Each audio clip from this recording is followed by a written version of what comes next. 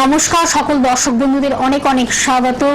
আপনারা তো জানেন আমাদের এই সময় আমরা বিভিন্ন টপিক নিয়ে যেমন আলোচনা করি, তেমনি আমাদের যে পরপর যে শুভ যোগগুলো রয়েছে সামনেই, মহাশিবরাত্রি, তারপরে দোলযাত্রা, সব কিছুই একটা শুভত্ব জায়গায় আমরা রয়েছি।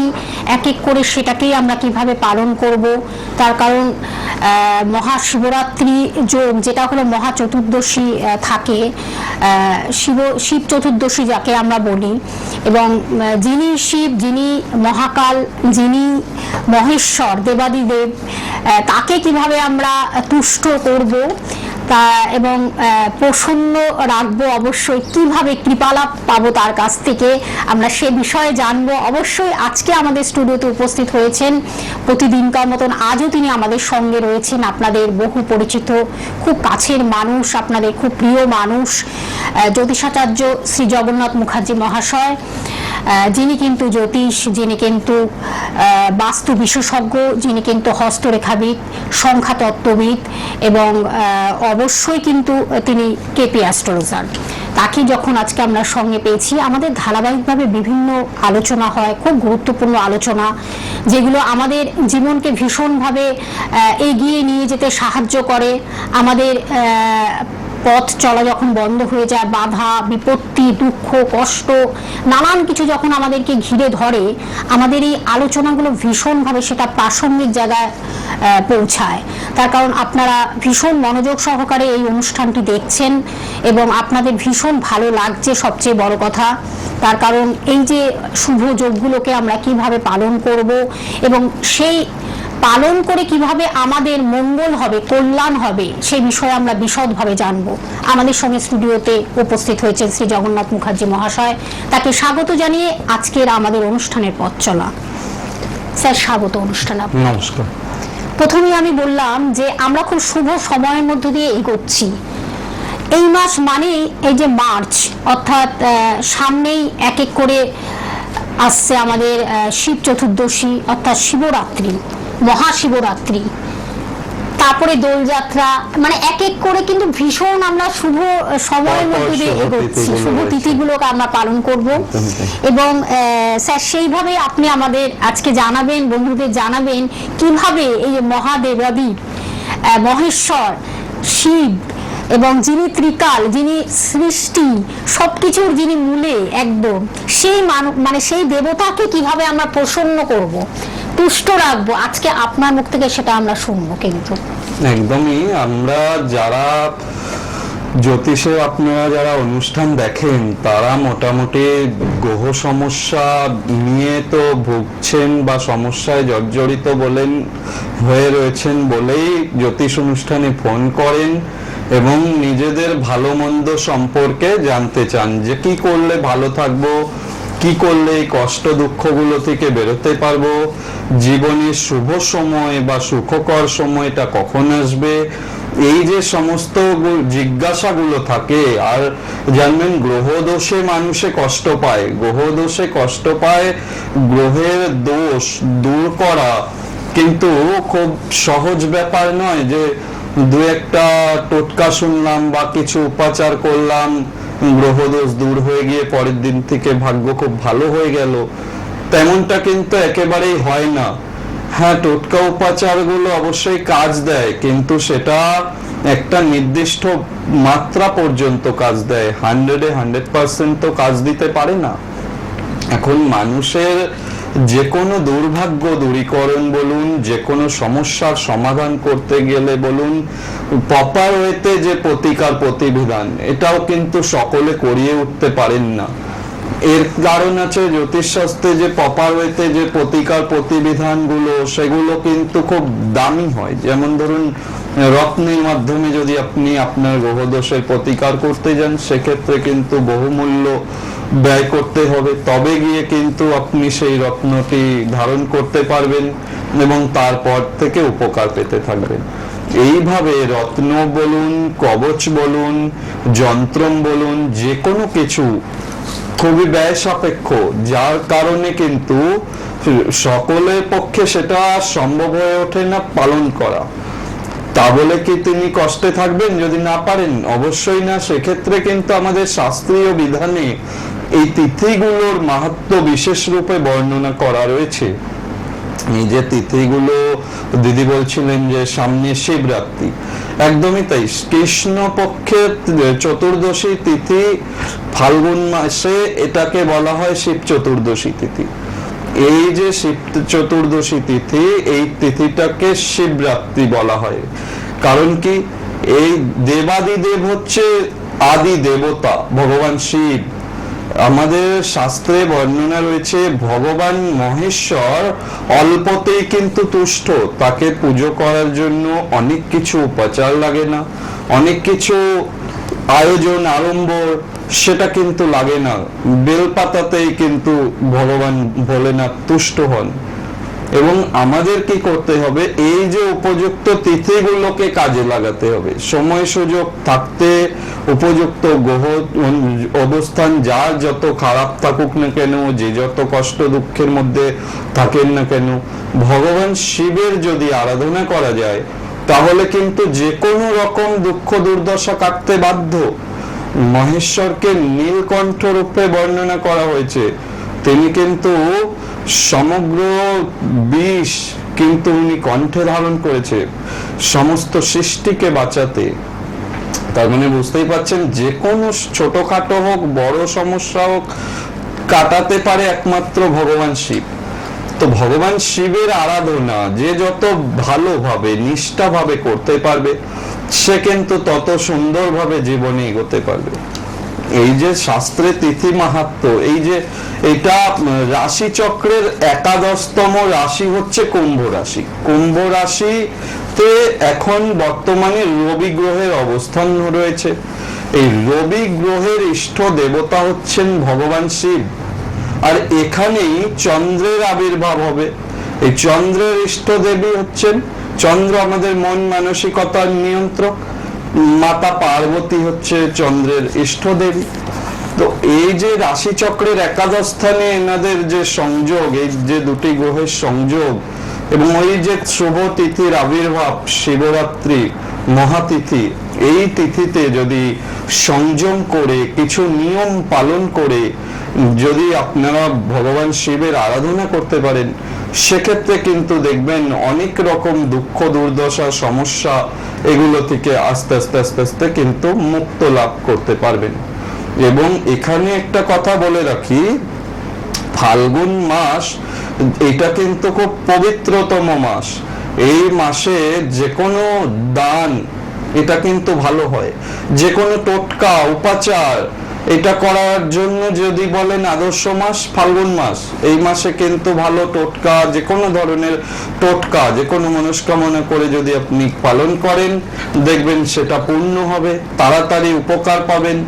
এই মাসে সংযমের সঙ্গে থাকতে হয়। এই সংযমের সঙ্গে যত থাকতে পারবেন, যেমন শ্রাবণ মাস খুব সংযমের সঙ্গে থাকতে হয়, ভগবান শিবের মাস শ্রাবণ মাস। চৈত্র মাস খুব সংযমের সঙ্গে থাকতে হয়। এই কয়েকটা মাস আছে আমাদের শাস্ত্রে, সেই মাসগুলো যদি খুব সংযমে নিষ্ঠাভাবে যদি আমরা থাকতে পারি, ভগবান শিবকে যদি ডাকতে পারি, তাহলে কিন্তু তিনি প্রচুর বিপদ আপদ বলুন, সমস্যা বলুন, সেগুলো থেকে কিন্তু বার করে দিতে পারেন। এক্ষেত্রে কিন্তু আমাদের অবশ্যই শিবের পুজো হয় কিসে? মূলত শিবলিঙ্গে শিবের পুজো হয়। শিবলিঙ্গ হচ্ছে শক্তির আধার, সেই শিবলিঙ্গে হচ্ছে মা দুর্গার অবস্থান। এখানে ব্রহ্মা বিষ্ণু নারায়ণ প্রত্যেকের অবস্থান। বলা হয়েছে শাস্ত্রে যে শিবলিঙ্গে যে পুজো করে সর্বদেব দেবীগণের পুজো করা হয়ে যায় শিবলিঙ্গে যদি সঠিকভাবে আরাধনা করা যায়। এবং শিব পুজোর জন্য এমনি নর্মালি আপনারা সকলে কম বেশি বাড়িতে প্রত্যেকে করেন, প্রতি সোমবার করে পালন করেন। এছাড়া এই যে শিবরাত্রি যে তিথিটা এসছে, এটা কিন্তু খুব ভাইটাল তিথি। এবছরে শিবরাত্রি পড়েছে 8ই মার্চ। 8ই মার্চ শিবরাত্রি, এই যে শিবরাত্রি তিথিটা এটা কিন্তু ত্রয়োদশী কিন্তু থাকবে রাত্রি 8টা পর্যন্ত।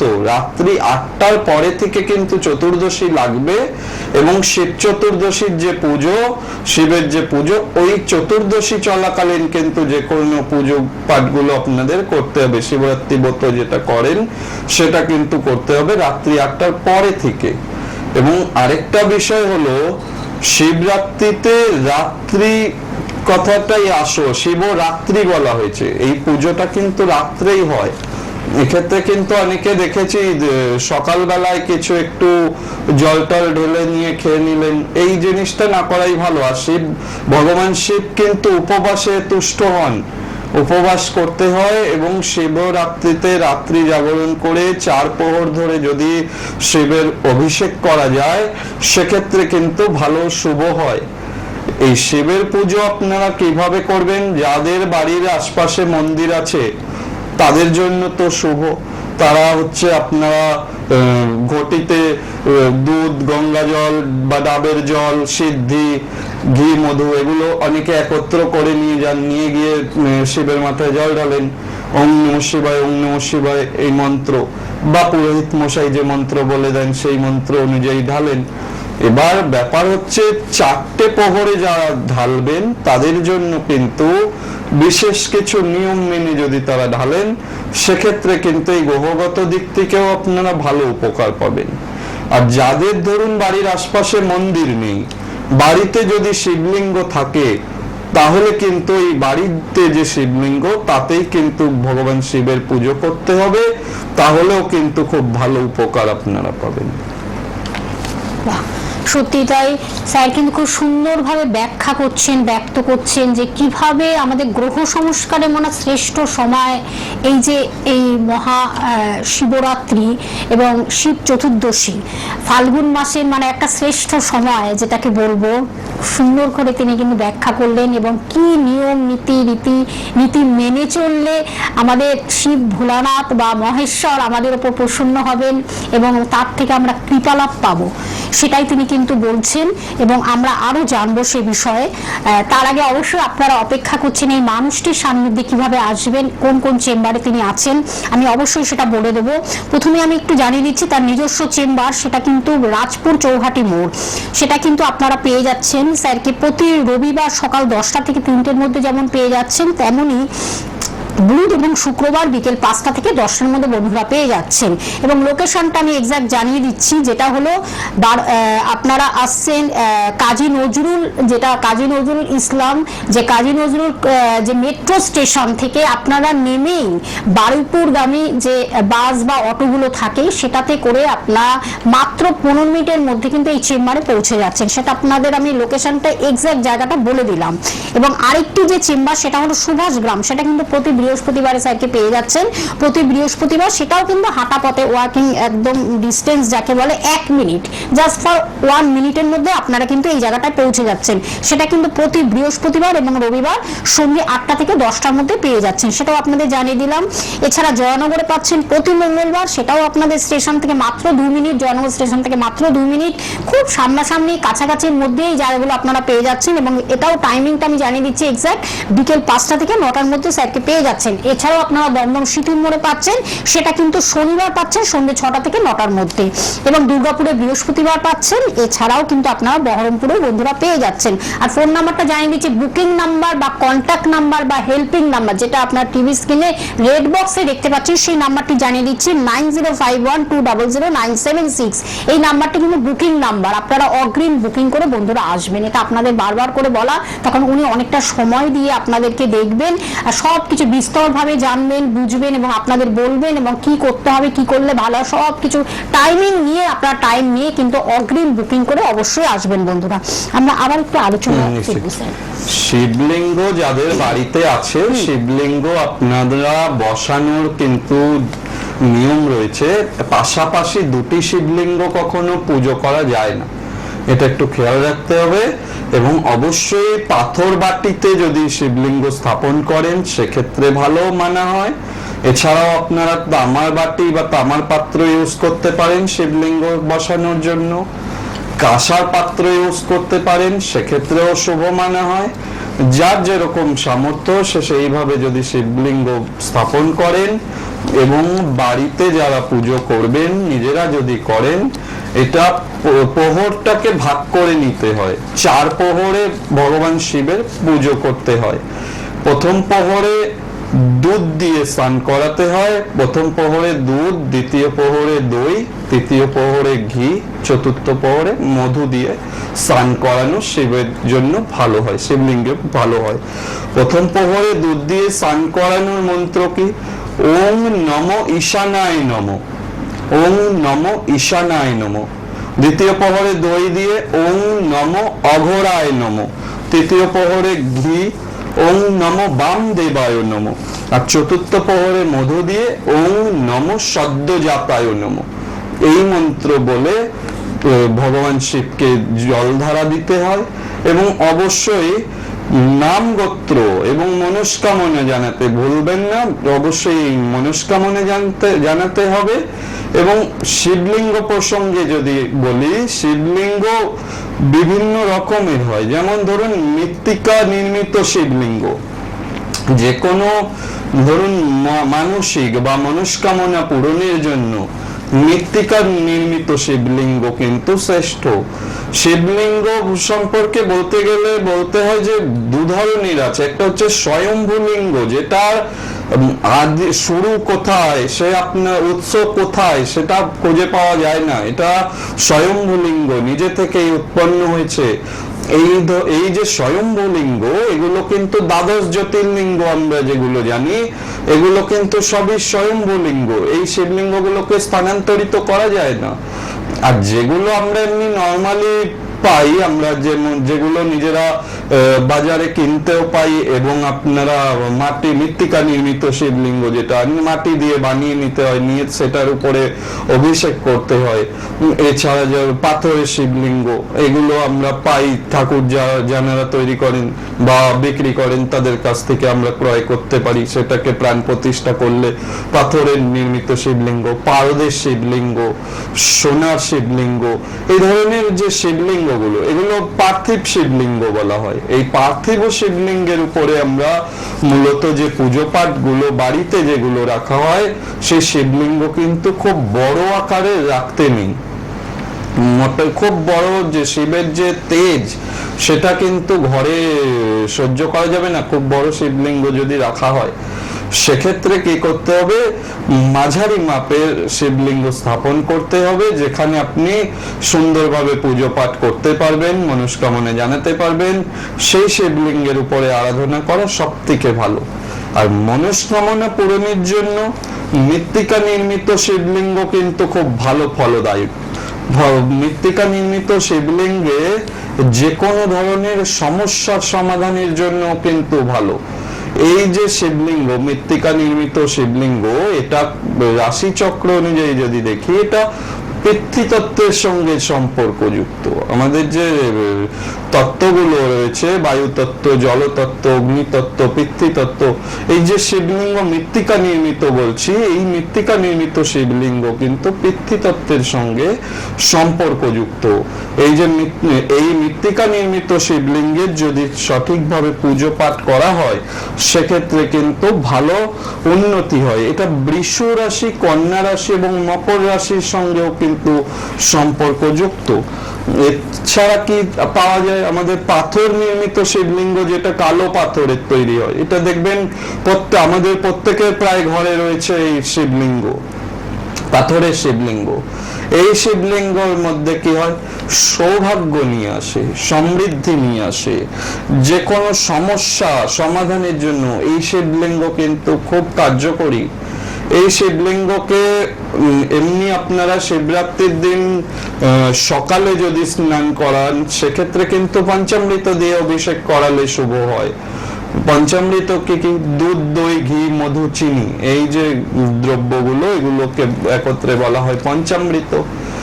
এগুলো দেওয়ারও নিয়ম রয়েছে। প্রথমে একটু দুধ দিয়ে ওম নমঃ শিবায় বলে দুধের ধারা দিতে হয়, ধারা দেওয়ার পরে একটু জলধারা দিতে হয়, তারপরে দই দিতে হয়, তারপরে আবার একটু জলধারা দিতে হয়।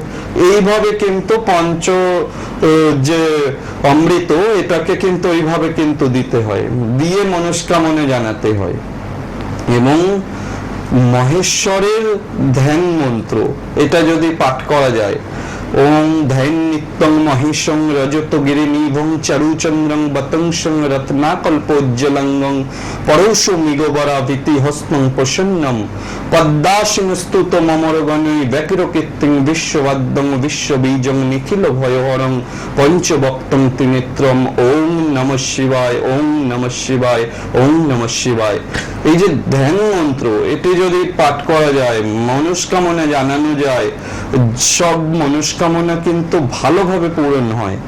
এটা মন থেকে পুজোটা করতে হবে। সেই পুজো কিন্তু ভক্তি, মেন হচ্ছে ভক্তি। ভক্তিতেই কথায় আছে মুক্তি। যত ভালোভাবে ভক্তি ভরে মহেশ্বরকে আরাধনা করা যাবে, তত কিন্তু জানবেন সমস্যাগুলো পরপর সমাধান হতে থাকবে। এরপরে আসছে স্ফটিক শিবলিঙ্গ। দেখবেন ক্রিস্টালের শিবলিঙ্গ পাওয়া যায়। ক্রিস্টালের শিবলিঙ্গ কারা পুজো করতে পারেন? যারা আধ্যাত্মিক জগতে উন্নতি চাইছেন, যে খুব ভালো উন্নতি করবেন, আধ্যাত্মিক জগতে একটু ভালো হতে পারে, তাদের জন্য কিন্তু স্ফটিক শিবলিঙ্গ খুব ভালো হয়। এছাড়া কিন্তু জ্ঞান বুদ্ধি যশ লাভ এগুলো কিন্তু স্ফটিক শিবলিঙ্গে খুব ভালো হয়। এটা কিন্তু বুদ্ধির দিকটা ভীষণভাবে বিকশিত করে, অসাধারণ কাজ দেয় হচ্ছে স্ফটিক শিবলিঙ্গ। এইভাবে কিন্তু বিভিন্ন শিবলিঙ্গের যাই শিবলিঙ্গ আপনি ঘরে প্রতিষ্ঠা করেন না কেন, তার জন্য কিন্তু আদর্শ তিথি এই শিবরাত্রি তিথি। এই শিবলিঙ্গ যেটাই আপনার মনে চাইবে, এছাড়াও যে পারদে শিবলিঙ্গ আমি ক্রমশ বলতে থাকবো, সেই আপনাদের পক্ষে যার যেটা সম্ভব সেই শিবলিঙ্গ স্থাপন করে বাড়িতে যদি আরাধনা করা যায়, দেখবেন এই যে নবগ্রহজনিত যে সমস্যা, নিয়মিত সমস্যা, এগুলো কিন্তু মুক্তি আসে। লোকের কুনজর কুপ্রভাব, এই যে শিবলিঙ্গে যে শিব পুজোর পরে যে বেলপাতাটা, ওই বেলপাতাটা যদি আপনারা কালো রঙের কাপড়ে রেখে, ওটা পুজোর পরে বেলপাতাটা ফেলে না দিয়ে কালো রঙের কাপড়ে রেখে নিজের কাছে বা নিজের ঘরে যদি রেখে দিতে পারেন যত্ন করে, তাহলে জানবেন এই নজর দোষ, কালা জাদুর প্রভাব, ক্ষতি করা, এগুলো থেকে কিন্তু মুক্ত হয়। আর এই শিবরাত্রি ব্রত যারা করবেন তারা অবশ্যই পালন করতে হয়। পারণটা কি, পরের দিন কিন্তু স্নান করে ব্রাহ্মণকে সিধে দিতে হয়। ওই 4-5 রকম সবজি, ফল, মিষ্টি, সাধ্যমতো দক্ষিণা, পৈতে, এটা নিয়ে কিন্তু ব্রাহ্মণের হাতে দিয়ে তারপরে উপোস ভঙ্গ করলে এক্ষেত্রে শুভ মানা হয়।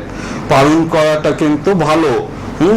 এই পারণের মন্ত্র আছে ওং সংসার ক্লেশ দগ্ধস্য ব্রত নাশেন সম্মুখ শঙ্কর প্রসিদ সুমুখনাথ জ্ঞান দৃষ্টি পদ ভব। এই যে মন্ত্রগুলো, এগুলো কিন্তু আপনাদের দেখবেন যিনি ব্রাহ্মণ করাবেন তিনি বলে অবশ্যই আপনার হাত থেকে জিনিসগুলো নেবেন বা আপনাকে দিয়ে মন্ত্র উচ্চারণ করাবেন। এই যে বৈদিক মন্ত্রগুলো উচ্চারণ করলে তাহলে কিন্তু দেখবেন অনেক নেগেটিভিটি দূর হয়, পজিটিভ এনার্জি আমাদের মধ্যে সঞ্চার হয়, এবং সেই যে এনার্জি সেটা থেকেই কিন্তু জীবনে উন্নতির পথ, ভগবানের আশীর্বাদ, এগুলো কিন্তু সবটাই পাওয়া যায়। অবশ্যই আপনারা চেষ্টা করবেন শিবরাত্রির ব্রত নিষ্ঠা ভরে পালন করতে, সেক্ষেত্রে কিন্তু ভালো উন্নতি করতে পারবেন। সত্যি অসাধারণ যে এত সুন্দরভাবে তিনি ব্যক্ত করছেন। যে বা আরেকটা কথা আমার খুব ভালো লাগলো স্যার, যে এই যে পজিটিভ ভাইব্রেশন আমাদের মধ্যে তৈরি হয় এই মন্ত্র উচ্চারণ বা এই যে এত সুন্দর নিয়ম নীতি, এগুলোকে পালন করলে নিশ্চয়ই অবশ্যই আপনাদের কিন্তু এই যেটাকে বলা হয় আমাদের মনস্কামনা পূরণের মনে হয় শ্রেষ্ঠ সময় এই মহাশিবরাত্রি, সেটাকে উদযাপন করে কিভাবে রুদ্রাভিষিক্ত করা, যাকে বলে অভিষেক করা, সবকিছুকে তিনি নিয়ম নীতিটা অনেকটাই বলে দিচ্ছেন তিনি, বলে দিলেন। এবং যারা কোনোভাবে হয়তো অনুষ্ঠানটি মিস করছেন, আমাদের অনুষ্ঠান প্রতিদিনই চলে, সেটা আমি একটু টাইমিংটা বলে দিচ্ছি। সোম থেকে শনিবার কিন্তু সকাল 10:35 আপনারা অনুষ্ঠানটি দেখছেন। এছাড়াও কিন্তু রবিবার সকাল 8:10 অনুষ্ঠানটি দেখছেন। এবং লাইভ অনুষ্ঠান আপনারা অবশ্যই বৃহস্পতিবার যেমন সন্ধ্যে 6টার সময় দেখছেন, তেমনি শনিবার দুপুর 3:45 অনুষ্ঠানটি দেখছেন। একদম আমাদের সময় শেষ। পরবর্তী অনুষ্ঠান আবার নতুন কিছু নিয়ে আমরা অবশ্যই ফিরবো। আজ এই পর্যন্ত, সকলে ভালো থাকবেন। আপনাকে অনেক ধন্যবাদ।